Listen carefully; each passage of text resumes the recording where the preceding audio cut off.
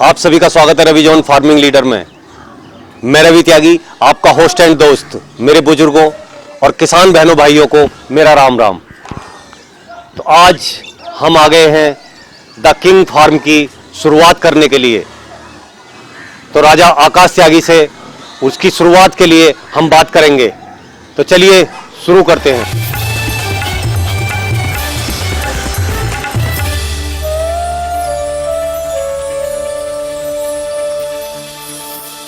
किसान भाइयों, हमारे चैनल को सब्सक्राइब करें और घंटी के बटन को जरूर दबाएं।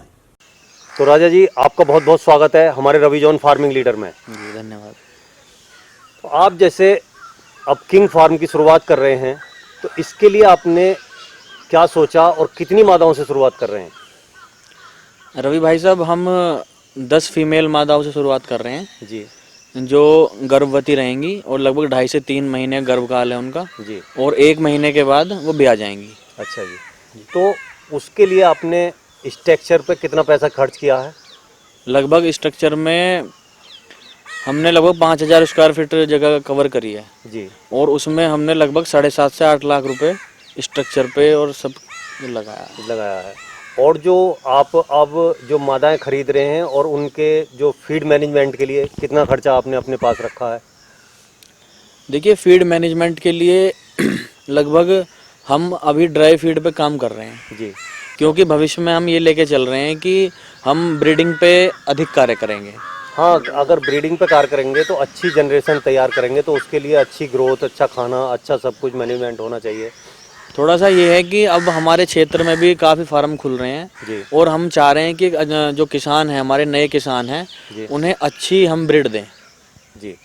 अब जैसे कि आप अब शुरुआत कर रहे हैं, तो आप ब्रीडिंग की बात कर रहे हैं, तो उसके लिए आप क्या बच्चे सेल करेंगे या बड़े करके उन्हें करेंगे या प्रेग्नेंट मादा तैयार करेंगे? क्या क्या प्लान है आपका? देखिए, जो मादा होंगी और बच्चे होंगे वो तो ब्रीडिंग के लिए ही सेल होंगे जी लेकिन कुछ जानवर ऐसे भी हैं जो फैट के लिए भी तैयार किए जाएंगे। जी। तो बच्चे जो हैं और मादा वो ब्रीडिंग के लिए तैयार करेंगे। नहीं, मतलब वो आप बच्चे या मादा जो हैं वो बड़े करके करेंगे, सेल करेंगे, या छोटा बच्चा भी सेल करेंगे? देखिए, वो तो रिक्वायरमेंट के ऊपर बात है। हाँ, अगर जैसे जी, अगर छोटे बच्चे की खपत होती है तो हम छोटा बच्चा भी किसान को दे देंगे जी और अगर बड़े की ज़रूरत है तो बड़ा करके भी दे देंगे। कुछ किसान ऐसे होते हैं जो कुछ बड़ा बच्चा लेते हैं, जो पैसे का रोटेशन घुमाने के लिए चाहते हैं कि कुछ बड़े बच्चे ले लें, कुछ मादा ले लें, जिससे जो बच्चे हैं वो बिक जाएं तो उनका पैसा एक रोटेशन में घूम जाता है। जी। तो राजा साहब, जैसा कि लोग कई बार हमें क्वेश्चन करते हैं कि भाई इसकी हम सेल कहाँ करें, कि इसकी हम सेल कहाँ करें, तो आपने उस सेल के लिए, ठीक है, आप ब्रीडिंग पे काम करेंगे, तो जैसे आप कोई फार्मर नए काम कर रहे हैं उन्हें देंगे, लेकिन उसके बाद भी अगर बचेगा या आगे कुछ होगा या फैट का जो काम है, तो उसके लिए, उसके सेल के लिए आपने क्या इंतजाम सोचा है?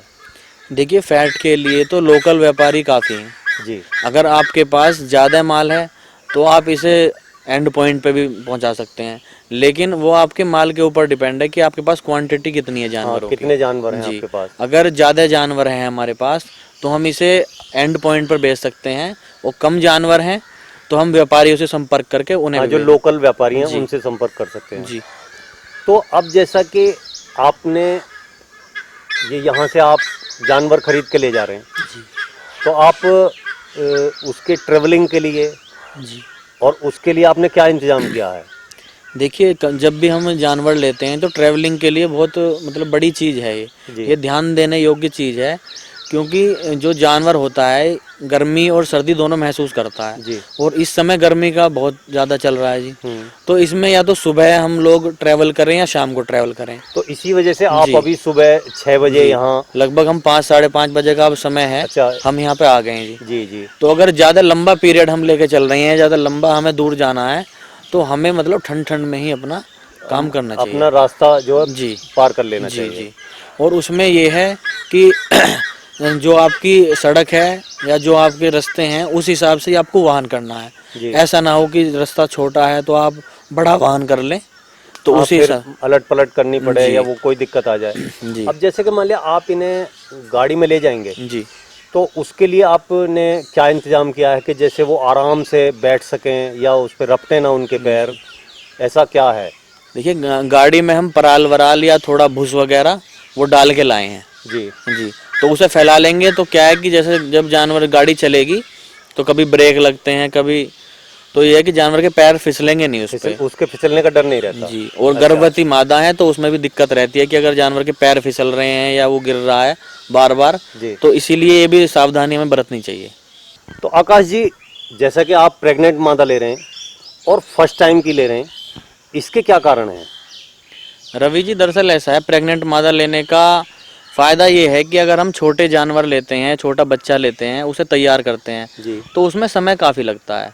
भाई पहले आप बच्चा लो, उसे धीरे धीरे वो बड़ा होगा, फिर जब उसकी हीट आएगी फिर आप उसे क्रॉस कराओगे, जी। फिर उसके बाद में मतलब 3-3.5 महीने बाद वो ब्याएगी, हम्म। तो बहुत लंबा पीरियड खिंच जाता है। जी जी मतलब इतना समय, मतलब मेरे हिसाब से, मतलब आप फार्म बना दिया आपने और वो फार्म आपका ऐसे ही बना पड़ा रहेगा, जी है नहीं? तो उसमें क्या है कि जल्द से जल्द उसमें अच्छा माल डले और जल्द से जल्द किसान के लिए, मतलब बिकने के लिए माल तैयार हो, तो और जैसे इसीलिए कि ये फर्स्ट टाइम वाली बात है और सेकंड टाइम, जी। जैसे ज़्यादातर क्या होता है कि फार्मर क्या कहते हैं कि सेकंड टाइम की मादा लें, जी। तो आपने फर्स्ट टाइम की क्यों चूज की है? दरअसल फर्स्ट टाइम की चूज करने का कारण ये है कि देखिए, फर्स्ट टाइम वाली कितने बच्चे देगी और सेकंड टाइम वाले ज़्यादा बच्चे देगी। थोड़ी भ्रांति फैलाई जा रही है जी। कि फर्स्ट टाइम वाली कम बच्चे देती है, सेकंड टाइम वाली ज़्यादा बच्चे देती है, जी। लेकिन ऐसा नहीं है। हमने काफ़ी किसानों से संपर्क करा है और ये फैक्ट है कि अगर मतलब पता नहीं है किसी को भी ये चीज़। हाँ, कि कौन सी क्या जी। देगी। ऐसा हो सकता है कि फर्स्ट टाइम वाली 10 बच्चे दे दे, सेकंड टाइम वाली 2 बच्चे दे दे, या वो 10 दे दे, वो 4 दे दे, तो इसके बारे में पता नहीं है। और दूसरी चीज़ ऐसा होता है कि जैसे हम कोई मादा लेके आए फर्स्ट टाइम की, जी और वो हमारे पास है 1-1.5 साल तक, 2 साल तक हमने उसे बरता, तो हमें उसका व्यवहार पता लग गया, उसकी जो बॉडी का स्ट्रक्चर है या उसके बच्चे देने की जो क्षमता है वो हमें पता लग जाती है। अगर मान लो किसी मादा में दिक्कत है, मान लो बच्चे कम ही दे रही है, मान लो उन्हें पहली बार भी कम दी है, दूसरी बार भी कम दी है, तीसरी बार भी कम दी है, तो कहीं ना कहीं अनुवांशिक गुण है उसका कि वो कम ही दे रही है। जी। तो ऐसे जो कमजोर जानवर होते हैं उन्हें जो किसान, जो फार्मर होता है, वो अलग निकाल वो देता बाहर है निकाल देते हैं। जी। बाहर निकाल देते हैं तो वो उसे बेच देते हैं। और जैसे कोई नया फार्मर जी। आया तो वो जो कमी है किसी में, तो वो उनको भेड़ जी। देते हैं मतलब। अब उसके पास चली गई वो कमी, उसे पता नहीं, वो अनजान आदमी है, तो कहीं ना कहीं ये भी धोखा हो जाता है। जी। तो जैसे कि आकाश जी, आप इस काम में नए नए आए जी। और मैं देख रहा हूँ कि आपको बहुत सारी जानकारी है, इसका क्या कारण है? कहीं आपने ट्रेनिंग की या क्या क्या है? दरअसल मैंने ट्रेनिंग भी करी है और जो हमारे मामा जी हैं उनका भी ये व्यवसाय है। अच्छा अच्छा। लगभग 8-10 साल से वो सूकर पालन कर रहे हैं। जी तो मैं वहाँ भी जाता रहता हूँ अपने मामा के वहाँ, तो वहाँ भी मुझे जानकारी मिलती रहती है जी। और ट्रेनिंग भी मैंने ली है। ट्रेनिंग कहाँ से लिया आपने? जी, मैंने उत्तर प्रदेश सरकार द्वारा जो ट्रेनिंग चलती है वो भी ली है जी। और प्राइवेट ट्रेनिंग भी ली है। अच्छा अच्छा। जी। तो राजा साहब, आपने ये 10 मादाई क्यों ली? इसका कारण क्या है?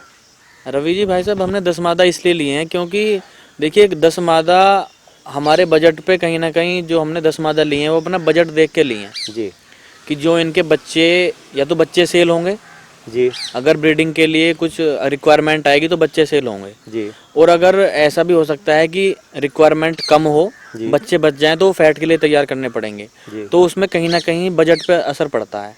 अगर हम ज़्यादा मादा ले लेते हैं प्रेग्नेंट, तो वो कहीं ना कहीं हमारे बजट को मतलब ऊपर नीचे कर प्रभावित देंगे। करेगी। और जी। दूसरा एक चीज और है, मतलब 10 मादा ली, अगर 10-10 बच्चे दिए जी।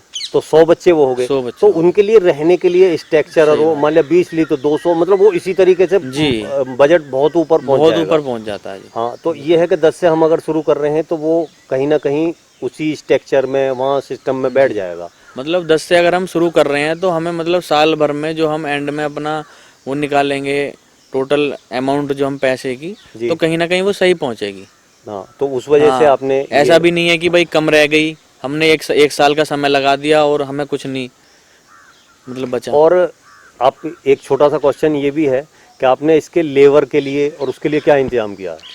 लेबर के लिए इसमें 2 आदमी हमने रखे हैं जो परमानेंट सुबह शाम वहीं रहेंगे। जैसे अब ये ज्ञापन मादा है और लगभग 1 महीने का समय है, तो कोई 25 दिन में भी आ रही है, कोई 28 दिन में भी आएगी, तो दिन रात के लिए लेबर वहीं रहेगी। अच्छा, वो लेबर वहीं इनका रहेगी। ध्यान रखेगी, जिस समय मादा भी आएंगी तो जो भी सावधानी बरतनी है वो सारी बरती जाएंगी। बिल्कुल। तो आकाश जी, जैसा कि आप अब फार्म शुरुआत कर रहे हैं, तो इसका जो है आप पूरे साल का कितना बजट लेके चलें, उसका कारण मैं क्यों ये क्वेश्चन कर रहा हूँ कि इसमें ये तो है नहीं कि आपको 1 महीने बाद या 2 महीने बाद इनकम शुरू हो जाएगी, तो इसका खर्चा जब तक कहीं से आमदनी ना हो तो उस टाइम तक तो खर्चा ही खर्चा करना है। तो आपने वो उसका कितना बजट और कैसे कैसे करके बजट का इंतजाम किया है?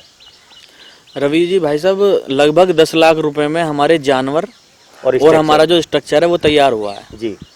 और उसके बाद लगभग 4-5 लाख रुपए हमने लगभग 10 महीने के अलग निकाल के रखे हैं, जिसमें हमारा इनका जो जानवर है इनका फीड होगा जी। जो लेबर हमने रखी है उसके लिए, वैक्सीनेशन के लिए, और जो हमारे अन्य खर्चे हैं उसके लिए हमने 4-5 लाख रुपए अपने अलग से बचा के रखे हुए हैं। तो लगभग 14-15 लाख 14-15 लाख रुपए का आप बजट लेके चले हैं जी। क्योंकि जब तक आमदनी होगी जब तक अपने पास से ही खर्च करना है। जी बिल्कुल। और आकाश जी, कहीं ना कहीं मैं देखता हूँ, जैसे कहते हैं कि माइनस पॉइंट क्या है, यही इसका माइनस पॉइंट मुझे लगता है कि ये पैसेंस वाला काम है। जी बिल्कुल। कि भाई आज हम पैसा लगा रहे हैं लेकिन उसका रिजल्ट जो सामने आएगा वो 6 महीने, 7 महीने, 8 महीने या साल भर में आएगा। जी, जी। तो इस काम में पैसेंस बहुत ज़रूरी है। जी। तो आकाश जी, जैसा कि आपने ये सब जानकारी दी, तो शॉर्ट में आप किसान भाइयों से इस काम के बारे में क्या कहना चाहेंगे? देखिए, मैं सभी किसान भाइयों से यही कहना चाहूँगा कि सूकर पालन एक अच्छा काम है। जी। इसे आप छोटे लेवल पर भी कर सकते हैं, बड़े लेवल पर भी कर सकते हैं। जी। और अगर आप अच्छी कमाई करना चाहते हैं, एक अपना कोई काम करना चाहते हैं, किसान से जुड़ा, खेती से जुड़ा काम करना चाहते हैं, तो सूकर पालन एक बहुत अच्छा कार्य है, इसमें आप आ सकते हैं। तो आकाश जी, किसान भाइयों को ये जानकारी देने के लिए आपका बहुत बहुत धन्यवाद। जी धन्यवाद। तो एक बार कहेंगे, भुला दे डर, कुछ अलग कर। जी। हाँ, तो किसान साथियों, आपने राजा आकाश त्यागी को सुना। उन्होंने अपनी शुरुआत करने के लिए जो बातें बताई, अगर वो आपको अच्छी लगी हो और ये वीडियो हमारा अच्छा लगा हो तो वीडियो को शेयर करें, लाइक करें और चैनल को सब्सक्राइब करें, घंटी के बटन को जरूर दबाएं। किसान साथियों, ये वीडियो देखने के लिए आप सभी का बहुत बहुत धन्यवाद। मैं रवि त्यागी, रवि जॉन फार्मिंग लीडर से। बातें किसान की, अपनी ही